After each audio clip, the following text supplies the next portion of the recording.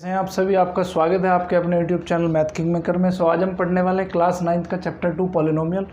आज हम लेने वाले day 2। Day 1 already discussed. Day 1 में हमने क्या पढ़ा था? हमने पढ़ा था कि पॉलिनोमियल क्या होते हैं और पॉलिनोमियल की डिग्री क्या होती है और मैक्सिमम नंबर ऑफ जीरोज़ उसमें कितने हो सकते हैं। ठीक है, आज हम पढ़ेंगे जीरोज़ ऑफ ए पॉलिनोमियल। किसी पॉलिनोमियल के जीरो का मीनिंग क्या होता है। ठीक है, जैसे हमने कोई पॉलिनोमियल ले लिया, suppose that px is equal to 2x square minus 3x plus 1। ठीक है, ये एक पॉलिनोमियल के बारे में मैं डिस्कस कर रहा हूँ। अब इस पॉलिनोमियल में हम x की वैल्यू कुछ भी रख सकते हैं। मान लेते हैं हम कि p1 रखते हैं। ठीक है, x की वैल्यू हमने क्या रखी? 1 रखी। 1 पे देखते हैं कि ये वैल्यू कितनी आती है। तो किसी पॉलिनोमियल की वैल्यू किसी पर्टिकुलर नंबर के लिए फाइंड कर सकते हो आप। मैं x की जगह पे क्या रख रहा हूँ? x की जगह पे 1 रख रहा हूँ। 1 जब हम रखेंगे तो क्या आएगा? 2 into 1 square minus 3 into 1 plus 1। तो ये कितना हो जाएगा बच्चों? 2 माइनस 3 प्लस 1। 2 प्लस 1 3, 3 माइनस 3 आ जाएगा 0। तो आपने क्या देखा है यहाँ पे? 1 जैसे ही आपने x की वैल्यू 1 रखी तो p की वैल्यू कितनी है? पॉलिनोमियल की वैल्यू कितनी होगी? 0 होगी। तो हम क्या कह सकते हैं? हम कहते हैं कि 1 is a zero of px। ठीक है, px जो पॉलिनोमियल है उसका 1 एक ज़ीरो है। ठीक है, मतलब x की जगह पे अगर 1 को रख देंगे तो पॉलिनोमियल की वैल्यू क्या हो जाएगी? 0 हो जाएगी। इसको कहते हैं ज़ीरो ऑफ ए पॉलिनोमियल। ठीक है, अब मैंने आपको एक चीज़ और बताई थी कि इसमें डिग्री कितनी है। इसमें डिग्री इस पॉलिनोमियल की है 2। किसी पॉलिनोमियल में जितनी डिग्री होती है उस या तो नंबर ऑफ जीरो उस डिग्री के इक्वल होंगे या उससे कम होंगे। ठीक है, उससे कभी भी ज़्यादा नहीं हो सकते। Number of zero is always lesser than और equal to the number of degree. जितनी उसकी डिग्री होगी उससे कम या उसके बराबर नंबर ऑफ जीरो होंगे। ओके, अभी कोई दूसरी वैल्यू इसमें रख के देखते हैं कि किसी दूसरी वैल्यू के लिए क्या ये जीरो हो सकता है। हम यहाँ पे x की वैल्यू 2 पुट करके देख लेते हैं। 2 पुट करेंगे तो क्या होगा? p की वैल्यू 2 पे फाइंड करेंगे तो क्या होगा? 2 into 2 square minus 3 into 2 plus 1। तो कितना आ गया भाई?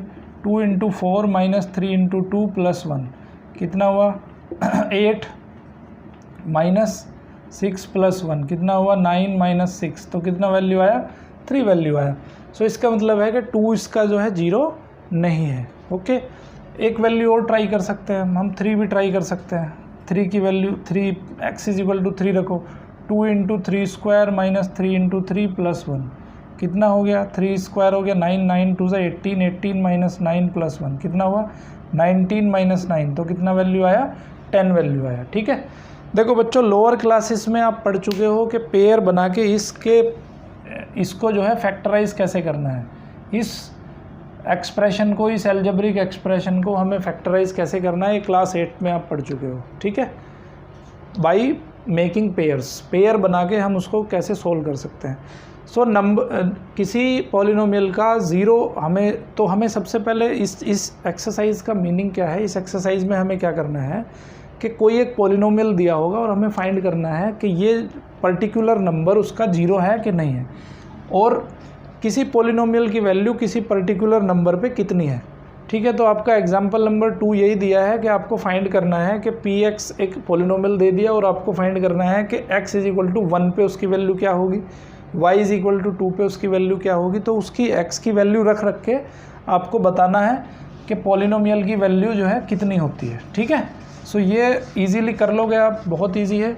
उसके बाद में जो आपका दिया है क्वेश्चंस, वो एग्जांपल क्या दिए हैं उसमें आपको बताना है कि चेक वेदर, देखो जैसे एक पॉलिनोमियल है आपके पास,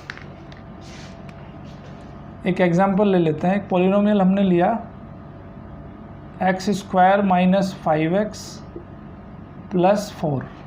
ठीक है, x square minus 5x plus 4। तो इसका अब हमें चेक करना है। हमने आपको 2 नंबर दिए, x की वैल्यू रखी 1 2 3 4 5।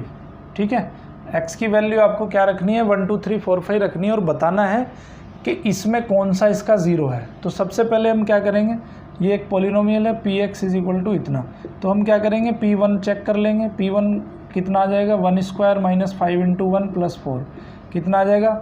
1 माइनस 5 प्लस 4, 1 प्लस 4 5, 5 माइनस 5 0। इसका मतलब क्या है कि 1 इसका ज़ीरो है। उसके बाद क्या करेंगे, p की वैल्यू 2 पे रखेंगे, x की वैल्यू 2 रखेंगे, तो ये हो जाएगा 2 स्क्वायर माइनस 5 इंटू 2 प्लस 4, कितना हो गया 4 माइनस 10 प्लस 4, तो ये हो गया 8 माइनस 10 दैट इज़ -2।